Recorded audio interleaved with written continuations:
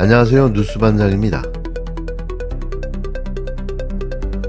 끝까지 윤석열 탄핵을 막겠다던 내란 정권의 장관들과 국힘당 의원들이 변화하기 시작했습니다. 이들이 이재명 대통령 앞에서 결국 감동을 숨기지 못했는데요. 진짜 앞에서는 누구도 버틸 수 없는 거죠.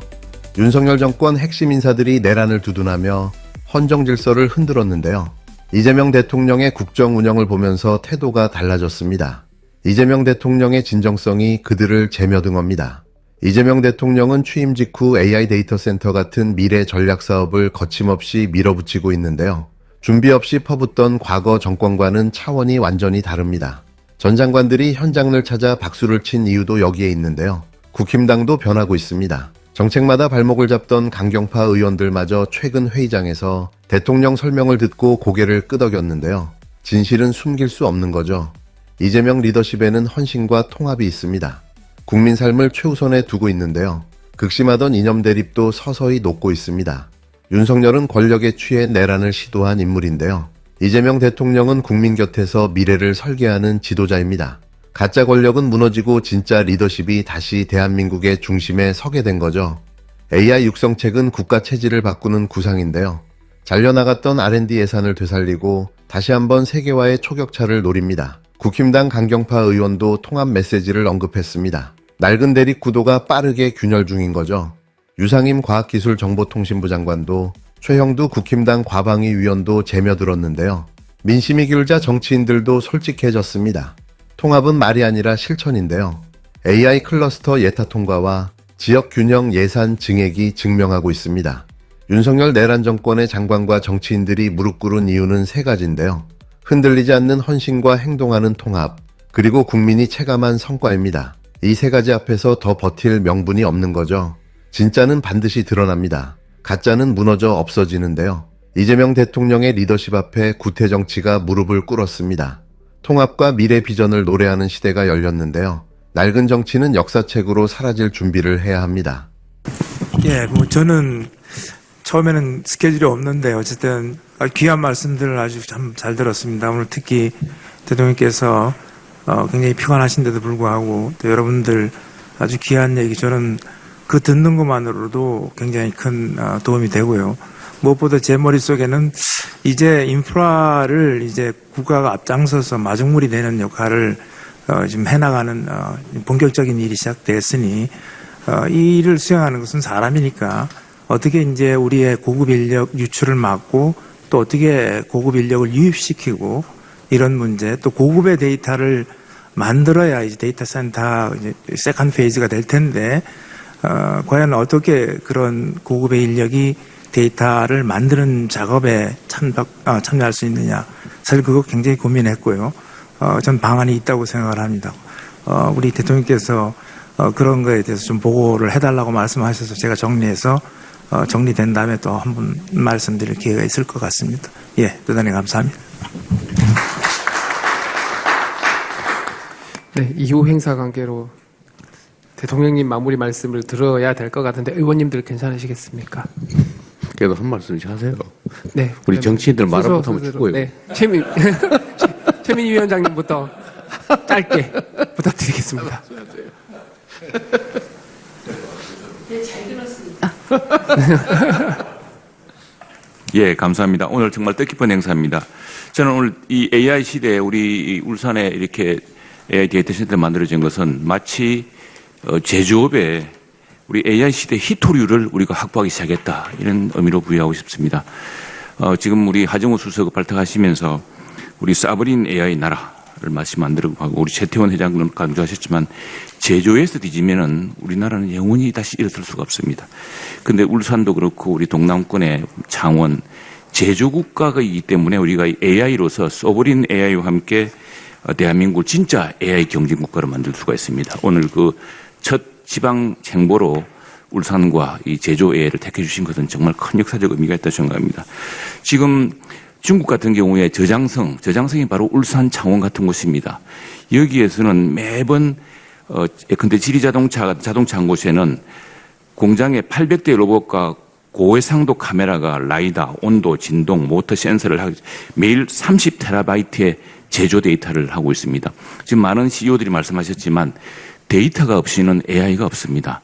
근데 대한민국이 서브린 AI를 할 수 있는 HBM도 있지만 또 하나 대한민국이 중국의 초격차를 유지할 수 있고 미국이 동맹을 해달라고 우리한테 요청할 수 있는 근거는 우리가 강력한 제조국가이기 때문에 그렇습니다. 특히 로봇은 전 세계에서 가장 많이 씁니다. 로봇을 쓴다는 것은 그 데이터를 정연해서 가공해서 우리 AI의 최고의 파운데이션 모델을 만들 수 있는 근거가 대한민국에 있다는 이야기입니다. 그런데 아직도 우리 정부 편제가 이에 대한 예산 인식이 좀 충분치가 않습니다.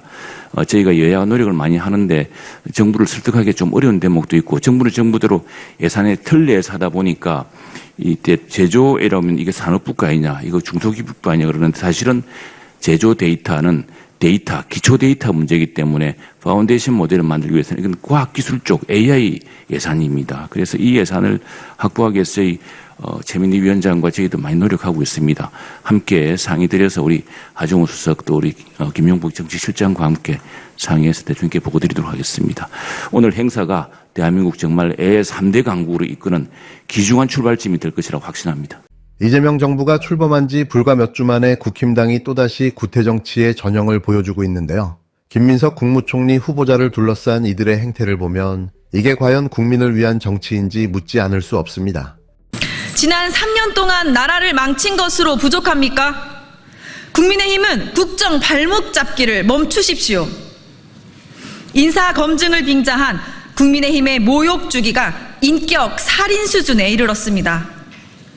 인디언 기우제식 트집 잡기도 부족해 전 부인을 청문회에 불러달라는 폐륜적 증인 요구를 하고 있습니다. 명백한 비위나 불법이 확인된 것도 아닙니다. 선의의 도움을 받은 게 무슨 문제입니까? 대가성 청탁을 확인했습니까? 아니면 재산 2억 원의 총리 후보자가 부정한 축제라도 했습니까?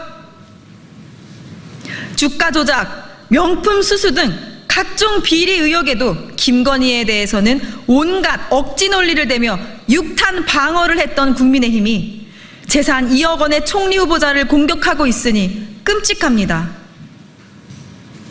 국무총리는 윤석열과 국민의힘 정권이 실정과 내란으로 무너뜨린 경제와 민생을 회복시키고 성장시킬 조타수입니다.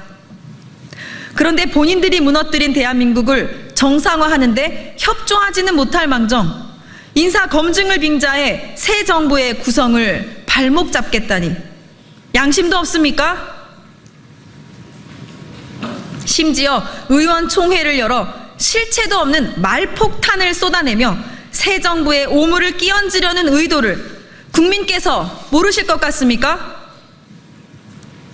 지난 3년 동안 나라를 망쳐놓고 그래도 부족합니까? 청문회는 새 정부에게 먹칠을 하기 위한 먹칠 회자리가 아닙니다. 국민의힘은 국정 발목 잡기에만 몰두하는 파렴치한 정치를 당장 중단하시기 바랍니다. 김민석 후보자 지명 직후 벌어진 상황을 보십시오. 6월 4일 지명 발표 후 불과 2주 만에 검찰이 재산신고 누락 의혹으로 수사에 착수했는데요.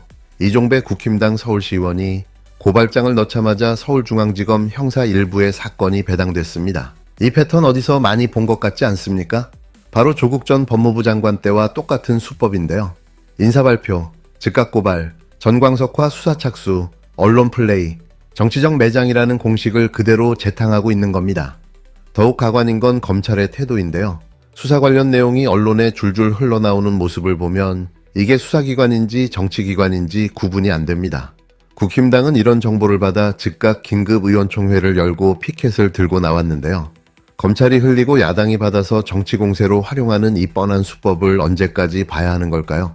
제2의 검찰 쿠데타라는 비판이 나오는 이유가 바로 여기에 있습니다. 국힘당의 이중잣 때는 이제 코미디 수준인데요. 김건희의 명품백 수수, 주가 조작 의혹 등 각종 특혜 논란에 대해서는 그토록 조용하던 이들이 김민석 후보자에게는 왜 이렇게 목청을 높이고 있는 걸까요? 윤석열이 내란죄로 재판받는 중대한 사안에 대해서는 입도 뻥끗하지 않던 자들이 김민석 후보자의 과거 판결에 대해서는 침소봉대하며 난리를 치고 있는데요. 이게 바로 선택적 정의, 선택적 분노의 전형입니다. 더욱 가관인 건 도덕성을 들먹이는 모습인데요. 자신들의 대통령이 내란죄로 탄핵된 상황에서 무슨 도덕성을 논할 자격이 있다는 걸까요? 김건희의 각종 의혹에는 침묵하던 자들이 갑자기 도덕성의 수호자가 되냥 행세하고 있습니다. 국힘당이 요구한 자료가 무려 94건인데요. 이 중에서 실질적으로 답변한 것이 고작 2건에 불과하다며 난리를 치고 있는데 정작 94건의 자료 요구가 과연 적정했는지 묻지 않을 수 없습니다. 과도하고 불필요한 자료 요청을 남발해놓고 답변이 늦다고 비난하는 건 전형적인 물타기 수법인데요. 청문회는 투명한 검증의 장이어야 하는데 이들은 시작도 전에 낙마를 확정지으려 하고 있습니다. 주진우 국힘당 의원이 제기한 6억 현금서를 살펴보면 구체적인 근거도 없이 추정에 추정을 거듭하며 후보자를 범죄자 취급하고 있는데요. 이런 식으로 하면 아무나 범죄자로 만들 수 있는 거죠. 이게 국정감사입니까? 아니면 마녀사냥입니까? 청문회라는 제도를 인격살인의 도구로 전락시키는 행위인데요. 정말 어처구니가 없습니다. 국힘당의 이런 행태는 결국 대선 결과를 부정하겠다는 대선 불복 선언인데요. 국민이 선택한 정부의 인사권을 깡그리 무시하고 있습니다. 이재명 대통령의 지명 자체를 인정하지 않으려는 태도로 일관하고 있는데요. 이는 명백한 민주주의 파괴 행위입니다. 선거로 심판받은 결과를 받아들이지 못하고 끝없는 발목 잡기로 국정을 마비시키려 하고 있는데요. 대통령의 인사권은 헌법이 보장하는 권한입니다. 물론 국회의 견제도 필요하지만 지금 국힘당이 하는 것은 견제가 아니라 무조건적 반대인데요. 건설적 견제와는 거리가 멀고 그저 정치적 이익을 위한 발목 잡기에 불과합니다. 송원석 국힘당 원내대표의 발언을 보면 정말 가관인데요. 총리 인사가 도덕성 파괴라며 겁박하고 있는데 이는 사실상 다음 인사도 모두 발목 잡겠다는 선전포고나 다름없습니다. 자신들의 대통령이 내란죄로 탄핵받은 상황에서 무슨 도덕성을 논할 자격이 있는 걸까요? 이런 식으로 하면 이재명 정부의 모든 인사가 불가능해지는데요. 이게 바로 국정마비를 노린 정치깡패 행위입니다. 결국 이들의 속내는 뻔한데요. 국정을 마비시켜 반사이익을 얻겠다는 얄팍한 계산인 거죠. 건설적 야당의 역할은 팽개치고 무조건적 반대와 발목 잡기로 일관하고 있는데요. 그 수준이 정치깡패의 막장을 보고 있는 듯 합니다. 국힘당의 이런 행태는 의회 민주주의 자체를 질식시키고 있는데요. 토론과 타협 대신 무조건적 반대와 정치적 매장만을 추구하고 있습니다. 이런 식으로 하면 어떤 정부도 정상적으로 운영될 수 없는데요. 정치깡패라는 표현이 과하다고 생각하십니까? 지금 이들이 하는 행동을 보면 정치깡패라는 말 외에는 달리 표현할 방법이 없습니다. 한국 정치가 이렇게 막장으로 치달은 이유가 바로 국힘당 같은 구태정치 세력 때문인데요. 정책 대결 대신 인신공격, 건설적 비판 대신 정치적 매장, 협치 대신 발목 잡기만 일삼고 있습니다. 이런 정치가 지속되면 대한민국의 미래는 없는데요. 국민만 피해를 볼 뿐인 거죠. 검찰이 또다시 국힘당의 손발 노릇을 하고 있는데요. 김민석 후보자 지명 직후 정황석화 같은 수사 착수, 언론에 흘리는 수사 내용, 이 모든 것이 윤석열 검찰 쿠데타 당시 검찰권으로 조국 전 장관 일가를 도륙했던 방식과 똑같은 패턴입니다. 검찰은 사법정의를 구현해야 할 기관인데요. 그런데 지금 하는 일을 보면 정치 공작에만 몰두하고 있습니다. 이러면 국민의 신뢰만 추락할 뿐인데요. 사실 더 추락할 신뢰도 없지만 말입니다. 제2의 검찰 쿠데타라는 비판이 제기되고 있는데요. 지금 또다시 같은 일이 반복되고 있습니다. 정권이 바뀌었지만 검찰은 아직도 국힘당의 정치도구로 사용되고 있다는 점에서 이 사안의 심각성이 제기되는 거죠. 국민들은 이제 국힘당의 선택적 정의에 피로감을 느끼고 있는데요. 자신들에게 유리하면 침묵하고 불리하면 목청을 높이는 이중잣대의 진저리를 치고 있습니다. 김건희 의혹에는 함구하고 윤석열 내란에는 침묵하던 자들이 김민석 후보자에게만 도덕성을 운운하는 것을 보면서 국민들은 이들의 본성을 정확히 꿰뚫고 있는데요. 국민들이 원하는 것은 정책 경쟁입니다. 그리고 민생 문제 해결인데요. 그런데 국힘당은 인신공격과 발목 잡기에만 몰두하고 있습니다. 이런 구태정치에 대한 국민들의 거부감은 날로 커지고 있는데요. 이재명 정부는 이런 발목 잡기에 흔들리지 말고 국정 운영에 집중해야 합니다. 국민들이 선택한 정부인 만큼 국민을 위한 정책을 차질 없이 추진해야 하는데요. 국힘당의 정치 공세에 말려들어서는 절대 안 됩니다. 묵묵히 일하는 모습을 보여주는 것이 최선의 대응일 겁니다. 물론 인사 과정에서 투명성을 확보하는 것도 중요한데요. 국힘당의 무리한 요구에는 단호히 대응하되 합리적 검증에는 적극 협조해야 합니다. 이를 통해 국민들의 신뢰를 얻어야 하는데요. 마지막으로 경고합니다. 검찰과 국힘당은 자신들의 생명을 단축하지 말아야 하는데요. 이는 흡사 장례식을 앞둔 최후의 난동처럼 보여질 뿐입니다.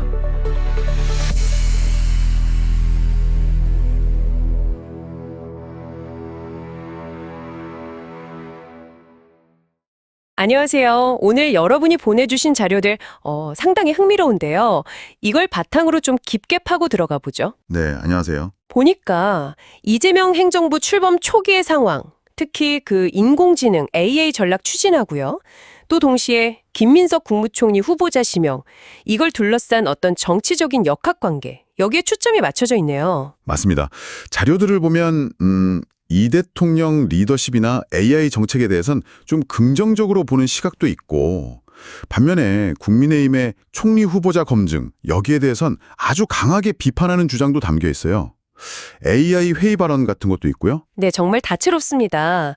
그래서 저희 목표는 이 자료들을 통해서 뭐랄까 새 정부의 정책 동력하고요. 또 동시에 부딪히고 있는 그 정치적 갈등, 이 양상을 좀 파악해보는 겁니다. 상반된 관점들이 있으니까 이걸 좀 균형 있게 전달하면서 핵심을 짚어봐야겠죠? 자, 그럼 바로 시작해볼까요? 네, 좋습니다. 우선 자료들에서 좀 공통적으로 보이는 게 역시 이재명 행정부의 그 AI 중심 정책 드라이브예요. 취임 직후부터 AI 데이터 센터 구축 같은 미래 사업에 상당히 힘을 싣고 있다. 이런 분석이 눈에 띄더라고요. 아, 그렇죠. 특히 그 울산 AI 데이터 센터 설립을 두고 AI 시대의 히토리 확보라고 표현한 거. 저도 봤는데 상당히 인상 깊었어요. 네, 그 비유가 의미하는 바가 크죠. 히토류라는 게 보통 첨단 산업의 필수 자원이잖아요.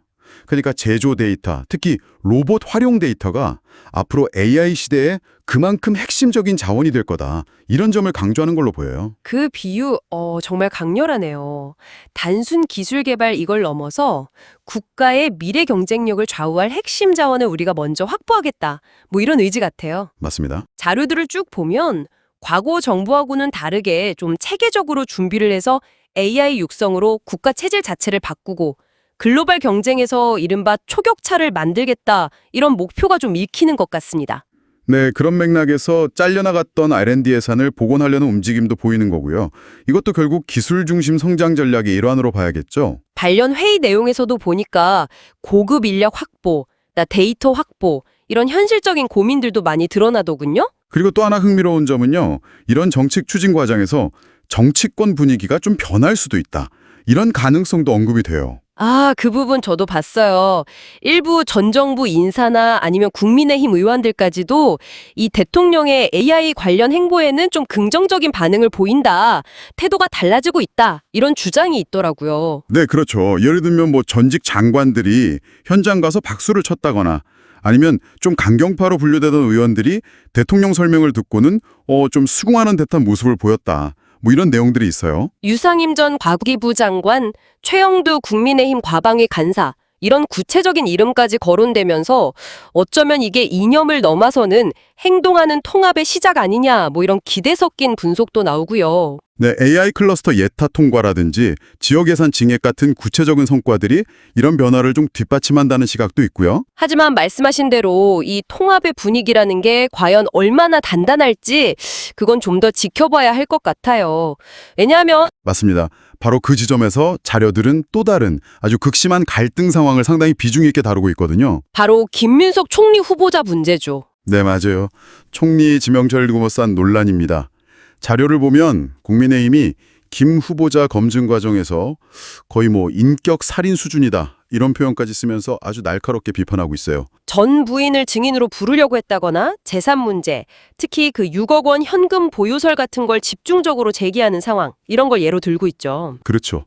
자료들은 이런 공세가 실질적인 어떤 비위나 부적격 사유를 찾는다기보다는 그냥 정치적인 발목 잡기다. 이렇게 주장을 하는 거죠. 특히 그 김건희 관련 의혹 대응하고 비교를 하면서 이건 선택적 분노다, 이중잣대다, 이런 비판도 제기하고 있고요. 네, 더 나아가서는 이걸 대선 불복이다, 국정운영 방해 시도다, 심지어 정치 깡패 행위라는 굉장히 강한 표현까지 쓰면서 비난 수위를 높이고 있습니다. 여기에 더해서 후보자 지명 직후에 검찰이 이례적으로 빨리 수사에 착수하고 또 관련 정보가 언론에 막 흘러나오는 패턴. 이게 과거 조국 전 장관 사태 때랑 너무 비슷하다 이런 분석도 나와요. 네, 자료에선 이걸 검찰 쿠데타라는 표현까지 사용하면서 검찰이 혹시 국민의힘의 정치 공세에 동조하거나 정보를 제공하는 거 아니냐 이런 의혹까지 제기하고 있습니다. 물론 이건 자료에 담긴 한쪽의 주장이긴 합니다만. 네, 정말 양극단의 모습이네요. 미래를 향한 드라이브와 현재의 극심한 정치 갈등. 맞습니다. 여러분이 주신 자료들을 이렇게 종합해 보면 이재명 행정부 초기는 정말 복잡한 양상인 것 같습니다. AI라는 미래 비전을 강하게 추진하는 모습이 있는 반면에요. 총리 인선이라는 현실 정치의 관문을 넘어서려는 과정에서 벌어지는 이 극심한 대립이 딱 공존하고 있네요. 네, 한쪽에서는 통합, 미래 이런 걸 이야기하는데 다른 한쪽에서는 새 정부에는 아주 강력한 견제, 자료 표현대로라면 발목 잡기가 정면으로 충돌하는 그런 형국인 거죠. 정확합니다.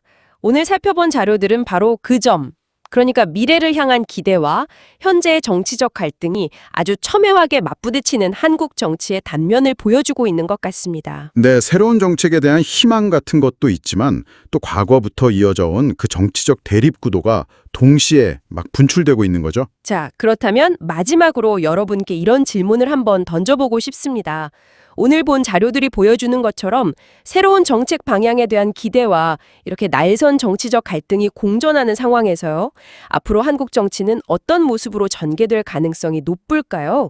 자료 속의 희망처럼 정책 중심의 협치가 이루어질 수 있을지 아니면 갈등의 골이 더 깊어질지 여러분은 어떻게 전망하시는지 한 번쯤 생각해 보시면 어떨까 싶습니다.